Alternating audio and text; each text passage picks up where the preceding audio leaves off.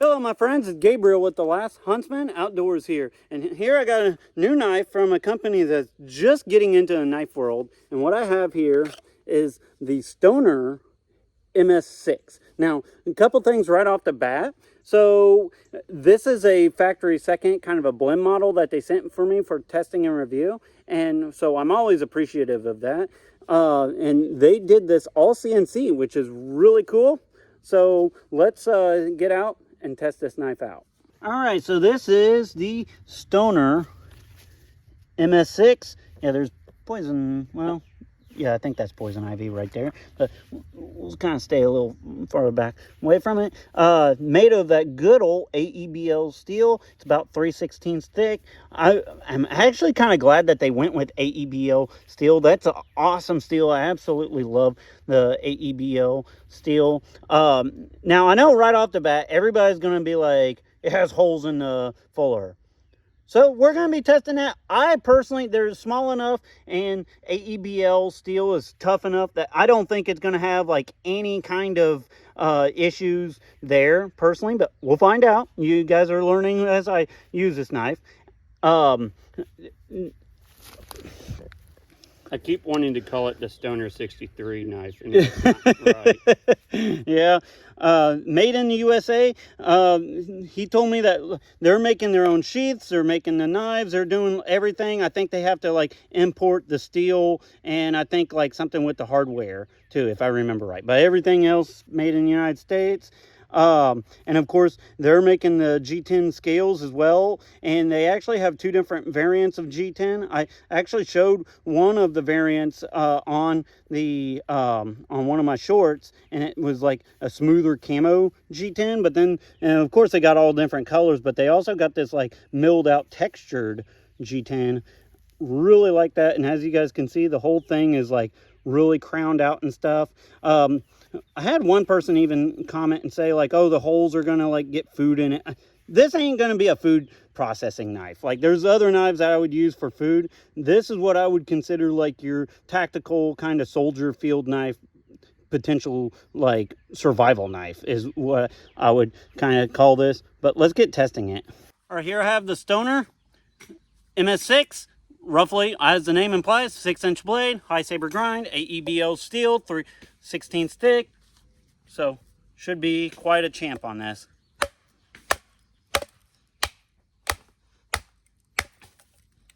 Got a big knot right there.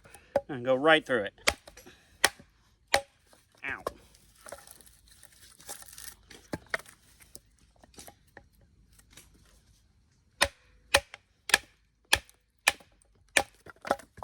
Once I got through that knot, it was fairly easy.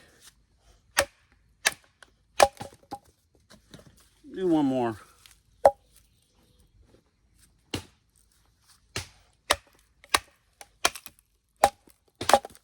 Oh yeah, just plowed right through that. AEBO, guys, is a very tough stainless steel. It's honestly one of my favorites. It's definitely in like my top 5 favorite steels, honestly. And I've said this before, if you told me I could go with AEBL or MagnaCut, I'd honestly take AEBL over even MagnaCut personally. I honestly like that steel quite a bit. Next, I'm going to do some, or see how this thing can do some feather sticks. Now, they kind of lean this more towards like a combat tactical kind of knife, but I'm kind of going to do some like bushcrafty stuff. It's actually doing pretty good here. Now, also, I will say this too. Now, I'll kind of get a little bit more into this. This is not the original edge on this knife. Honestly, when I got this knife, I was not super impressed with the edge. It wasn't like totally bad, or it wasn't Winkler bad by no means. Good Lord, that knife was terrible. I got mosquitoes just like trying to freaking destroy me here. Yeah, they leave you alone until you start trying to like do something, yeah. And some people are kind of wonky about thumb ramps. Honestly, it feels pretty good on this knife, honestly. I like it. I've always been kind of weird about thumb ramps too. This one and the Becker's is very similar. So I personally like the Becker thumb ramp. And this one, actually I think this one's a little better than even the Becker.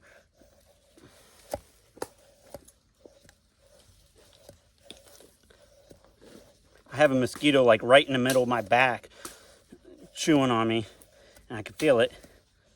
But I want to keep doing the feather sticks for you guys. Okay, just a second. That's dedication there. Yeah. You want some of my Northern European O negative blood is what he wants.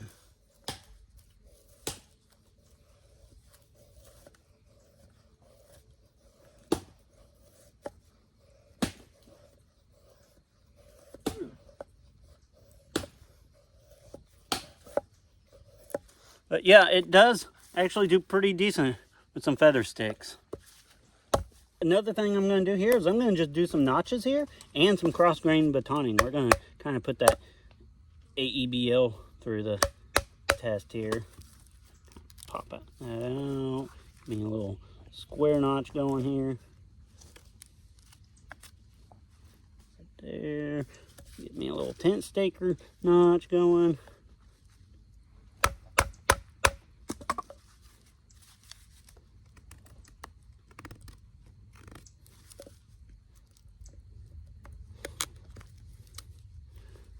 There we go. And then let's just do some cross grain batoning here.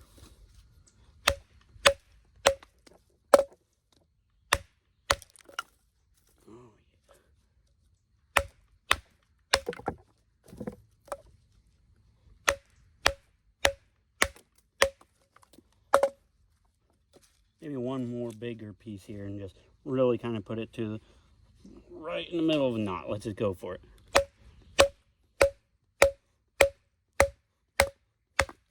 Oh yeah. All right. AEBL holds up just fine and goes right through a knot. So yeah, they actually did a really good job with this. He had a whole paper thing for this, and honestly, I forgot to bring it out here, but they are doing their AEBL cryo at, I think, 62 HRC. So some people really gets into that. I kind of, as long as it's holding up good and takes a good edge and holds a decent edge, I don't really give a shit. But yeah, it's holding up just great out here. All right, another thing to consider with the Stoner MS6 here is the sheath. So that was one of the things I was actually really impressed with this knife is the sheath. It locks in really good. Absolutely no rattle. I'm very impressed with that. And it even has a little retention tab on there. So this one, at least for what they sent me, did not come with a belt attachment. They were asking me what my opinions on for a belt attachment and what I would recommend. And I was, at least what I recommended, I had a spare one of these kind of work tough gear little Kydex backers with a nylon belt loop. This is personally what I would recommend for this knife. I actually think it would work good with this knife. Or what I'd almost recommend as well as a possibility is just have, like on the website, which these are dropping June 2nd, is just have like a drop down menu where you could pick like a Tech Lock or Ulti Clip or Molly strip or a nylon belt loop or something like that. I think that would be like the best option, is just kind of have, pick what you want. But I do kind of generally like this nylon belt loop type of thing for like belt knives like this, just because you could easily put it on your belt without having to take your belt off. All right, so the Stoner MS6 is what I would really consider as like a combat utility knife. That's what they told me that it's for, and when I get this thing in hand, that's exactly what I think it's for too. It has really deep guard. It's definitely kind of meant for that more combative type of grip. So let's just kind of get a feel for it real quick.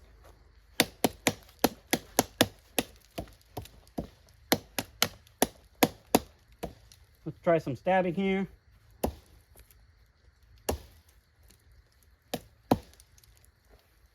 So stays in hand, that deep guard there, right there. Your hand's not going to slip forward on it. And this thing is actually fairly fast in hand. I'm very impressed with that. They do have this skeletonized, which I say absolutely thank you. I think that really helps balance the blade out really good. And so definitely with the whole like package of like Kydex and the way the grips are textured and everything like that, I think this would actually make a great soldier kind of combat knife. All right, so another test I'm going to do is what I call the official Ninja Death Grip, where I take my glove off, grip it, and then I'll just do some slicing. And we'll just kind of see how it slices and how it feels. So right off the bat, one of the first things that really impressed me with this knife was the ergonomics. The ergonomics on this knife, honestly, is some of the best ergonomics that I've handled. I was like insanely impressed, and it came with the more smoother scales on it, but he sent a set of their textured scales, which kind of has like this milled out ribbing on the edges. And honestly, even without a glove on, it feels absolutely amazing in hand and is not slipping or sliding. And I just really like the feel of this knife. Now, I will say this knife does have a little bit thicker edge, so it's not going to be like the most slicey knife in the world. And I will keep things honest with you guys. This is not the original edge. I posted a video, I'll link it in the description box below too, that I did reprofile the edge on this. I was not impressed with the edge. He did tell me that they got a new guy that's trying to learn edges and stuff. So, you know, I get it. We all have to start somewhere. But I will say I was not real impressed with the edge with this right out of the box. Now, that being said, I touched it all up and it's actually performing pretty good. This ain't going to be like some super fine slicing knife though. I think this is kind of more of like that SE6, Becker BK7 kind of just survival knife, which, you know, here's the thing. It won't be the thinnest, sliciest edge, but it'll hold the edge yes, forever. It'll hold an edge under hard use, especially with the AEBL steel. It's going to be a very hard use knife, which, you know, you got to always kind of balance things out or pick what you want. You know, if you have some like super fine, thin little edge, it might not be able to hold up to, you know, some of the batoning, cross grain batoning and stuff like that as something like this. And so it's always kind of picking the right tool for what you're wanting. And so if you're wanting some like hard use combat field knife type of thing, like what this is going to actually be really good. And honestly, it just feels so good in hand. I cannot. No, I love that texturing they did right on the beveling of the grip. Yeah, I think they 10,000% knocked it out of the ballpark with ergonomics. Now, something else to kind of mention with the ergonomics too is it is chamfered and it is a crowned spine, so the spine actually protrudes through the tang a little bit. However, it's all chamfered and everything. There's like no hot spots or anything like that, and it feels just great. All right, so another thing to consider is this does have a decent little flare on the back there. So the weight of this, I'm not going to consider it like a chopping knife.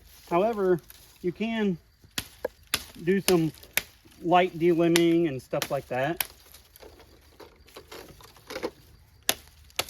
This is kind of right where I'd say it goes from kind of like that camp to like kind of survival knife size is kind of like right where sizing wise it is.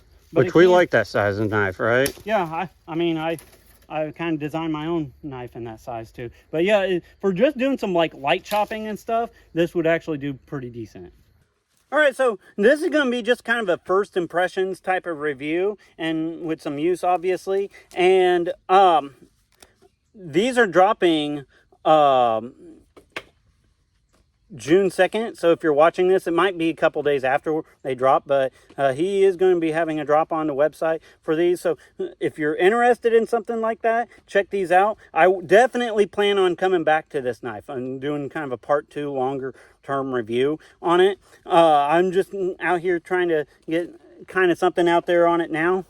But my overall thoughts and impressions on it is honestly, like I said, the ergonomics is absolutely perfect on this knife. I love the ergonomics. I like the like combative kind of soldier kind of combat field knife type of vibe to it. I really like that. The Kydex sheath is actually really good. I like the Kydex sheath. It's just perfect fit and stuff.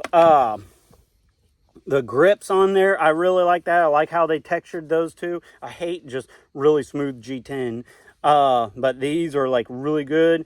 I know a lot of people are going to complain for whatever reason with the holes. I personally, I mean, I did some batoning. I did some cross grain batoning. I personally don't feel like they would really bother anything. And it kind of weirds me out when some people will complain about a hole, but then they'll like grovel over that. And, you know, obviously this is a really light duty knife versus a heavier duty knife. So, you know, you can make that argument. But, you know, personally, the holes don't bother me. However, I think for a marketing standpoint, they probably would be better off deleting those holes if they did. And the only other thing I might say is just make sure to fine tune the edge a little better out of the box. I know a lot of people won't really care for that if the edge is not good. But overall, I'm very impressed with the knife. I like it, and it's a fun knife to use, and I'm looking forward to a longer term review. So with all that being said, oh, now obviously you guys didn't see me strike a ferro rod with it. I wanted to bring that up. There is no sharp spine on there. It is like a straight up crowned spine. So, you know, they meant this for more of like a soldier combative type of knife. So it's not really going to strike a ferro rod. Is that a deal breaker for me? Not really. I have a lot of knives I really like that don't have a sharp spine on there. So, you know, but it is something I wanted to make mention to you guys. What I think might be kind of cool is, you know, while I think the fuller and the holes and stuff kind of has its own cool and appeal and everything like that, I almost think it would be kind of a cool variant if they just deleted the whole fuller with the holes in general and then just did like a ferro rod notch on the top of it, kind of like some of the White River knives does. That would be kind of a cool feature, I think. But overall, I like the knife, and I'm actually really excited to see what Stoner comes out with in the future. But as always, be prepared both physically and spiritually. God bless, and carry on.